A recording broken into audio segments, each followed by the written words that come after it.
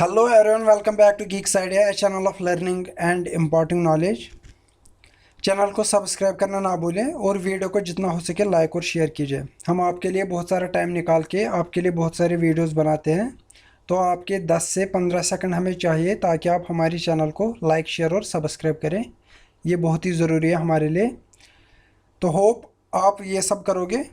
तो आइए करते हैं स्टार्ट आज के current affair. The United Nations celebrates Russian language day on. ये कब मनाया जाता है? जून 6 को। ये यूनेस्को ने एस्टैब्लिश किया था 2010 में। आप सब लोगों को पता है कि यूएन में 6 ऑफिशियल लैंग्वेजेस है। वो कौन कौन सी है? अरबिक, इंग्लिश, चाइनीज़, फ्रेंच और रशियन। एक और लैंग्वेज है, कमेंट सेक्शन में ज़रूर लिखे वो कौन सी लैंग्वेज है। इन लैंग्वेजेस को प्रमोट करने के लिए यूएन इन लैंग्वेजेस पे डेज मनाता है। Arise is the initiative of Atal innovative mission का एक इनिशिएटिव है अराइज। अटल इनोवेटिव मिशन के 5 गोल्स है, उन 5 स्टेप्स को लिखिए आप कमेंट सेक्शन में। ये जो अराइज इनिशिएटिव है ये किससे रिलेटेड है? To stimulate research and innovation in the MSME.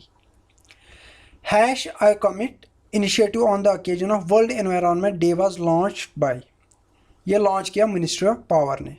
Ministry of power ने बोला कि जो पहले स्टेक होल्डर्स थे उनको हम एनकरेज करेंगे ताकि वो कंटिन्यू करेंगे providing efficient renewable power and resilient energy system in the future. ये इनिशिएटिव जो है ये कौन चलाएगा? Energy efficiency services limited.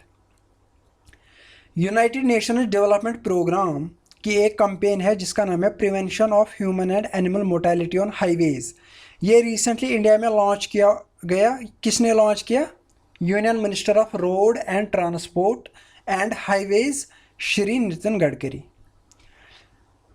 ये किस लिए लॉन्च किया गया? ताकि जो एक्सीडेंट्स हो जाते हैं हाईवेज पे उनकी रेट कम हो जाए। हर साल 5 लाख से ज़्यादा एक्सीडेंट्स हो जाते हैं जिनमें 1.5 लाख मर जाते हैं। सुप्रीम कोर्ट में रिसेंटली एक प्ली डाली गई कि इंडिया नाम हटाया जाए, सिर्फ और सिर्फ भारत रखा जाए। तो अगर हमें ये करना होगा तो इंडिया के कॉन्स्टिट्यूशन का कौन सा आर्टिकल अमेंड करना होगा? वो होगा आर्टिकल 1। आर्टिकल 1 में क्या लिखा है? India that is Bharat shall be A union of states. What is difference between LAC and LOC? Line of actual control और लाइन ऑफ कंट्रोल में क्या फ़र्क है? LOC border between India Pakistan है, एलएसी बिटवीन इंडिया चाइना है। सबको पता होना चाहिए। तो डिफरेंस क्या है फिर? यहाँ से है पाकिस्तान ऑक्युपाइड कश्मीर, जो कि पाकिस्तान का कश्मीर का पार्ट लिया था पाकिस्तान ने। यहाँ से इंडिया साइड है, तो इनके बीच जो ये लाइन है इसको बोलते हैं एलओसी। यहाँ पे जो ये ख़त्म हो जाता है एलओसी की लाइन जहाँ पे ख़त्म होते हैं, इस पॉइंट का नाम क्या है? कमेंट सेक्शन में ज़रूर बताइए। कमेंट सेक्शन में ज़रूर बताइए। यह है यहाँ पे सियाचिन ग्लेशियर। सियाचिन ग्लेशियर किस माउंटेन रेंज पे है ये भी लिखिए। एलएसी के रिलेटेड एक पॉइंट ये है कि ये फिक्स्ड नहीं है। फिक्स्ड नहीं का मतलब क्या है? चाइना अपनी एक लाइन ड्रा करती है, वो बोलते हैं हमारा बॉर्डर ऐसा होना चाहिए, और इंडिया बोलते हैं नहीं ऐसा नहीं, लाइन ऐसे है।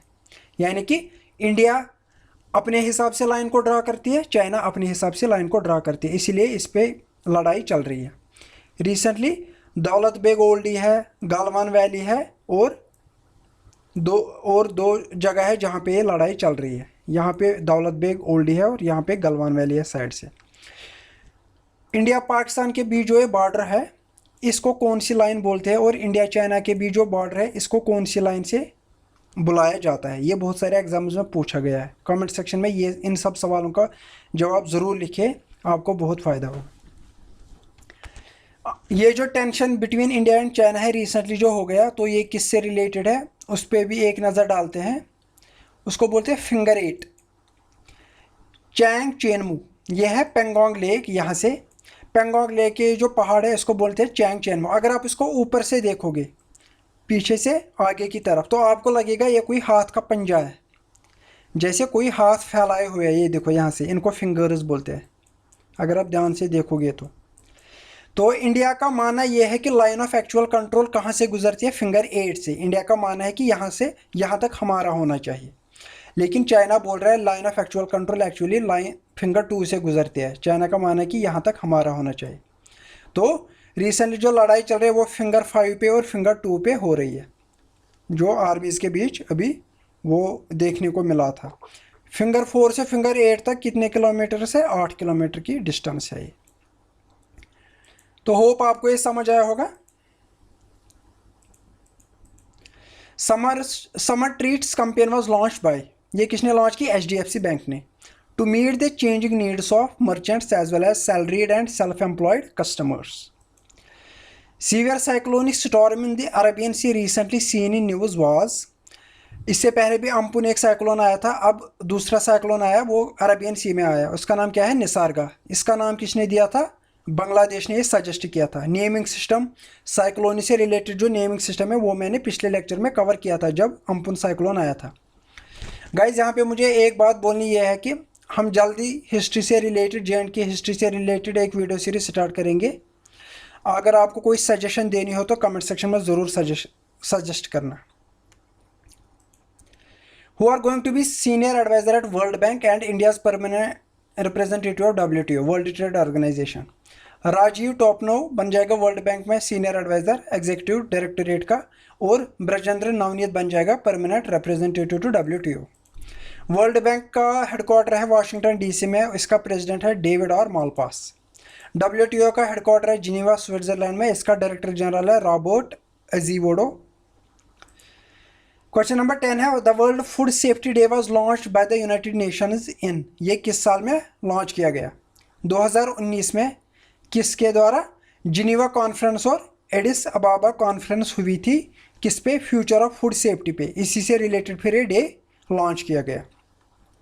आप कमेंट सेक्शन में ज़रूर बताएं एडिस अबाबा किस कंट्री की कैपिटल है, किस कंट्री की कैपिटल है। तो ये कब मनाया जाता है? जून 7 को ये मनाया जाता है। इस साल का थीम क्या रहेगा? Food safety everyone is business. Spandan campaign किसने लॉन्च की थी? ये की थी छत्तीसगढ़ ने launch. Campaign aim to contain fratricide and suicide involving police personnel. Police department में बहुत सारे लोग सुसाइड करते हैं, उनको योगा वोगा सिखाने के लिए, उनको डिप्रेशन से रिलेटेड बातें करने के लिए, और उनको उसी से रिलेटेड जो भी उनकी प्रॉब्लम्स है, उनकी ग्रीवेंसेस है, उनको सुनने के लिए ये कैंपेन लॉन्च की गई। यह है आत्मनिर्भर स्कीम जो कि 5 ट्रांचे में एंड हो गई। किस डिपार्टमेंट को कितना पैसा दिया गया है, इसमें से क्वेश्चन आना ही आना है, ये बहुत ही ज़रूरी है। इसका लिस्ट बनाइए इंपॉर्टेंट डिपार्टमेंट्स का और उनको याद कीजिए। जैसे कि MSMEs को कोलैटरल फ्री लोन के लिए कितना दिया गया था? 3 लाख करोड़। इसी तरह जो बहुत ज़रूरी है, डिस्कॉम्स को कितना दिया गया था? 90,000 करोड़। इसी तरह NBFC, HFC, MFIs को कितना दिया गया? 30,000 करोड़। इसको यहाँ पे वीडियो पॉज करके इन सबको नोट डाउन कीजिए और इनका एक लिस्ट बनाइए जो बहुत ज़रूरी लगेगा। इसमें MSME ये भी बहुत ज़रूरी है और ये भी बहुत ज़रूरी है, यही 4 मेरे हिसाब से बहुत ज़रूरी है। तो होप आपको आज का लेक्चर पसंद आया होगा। वीडियो को लाइक शेयर ज़रूर कीजिए, जितना हो सके उतना लाइक और शेयर कीजिए। मिलते हैं अगले वीडियो में। Thank you very much.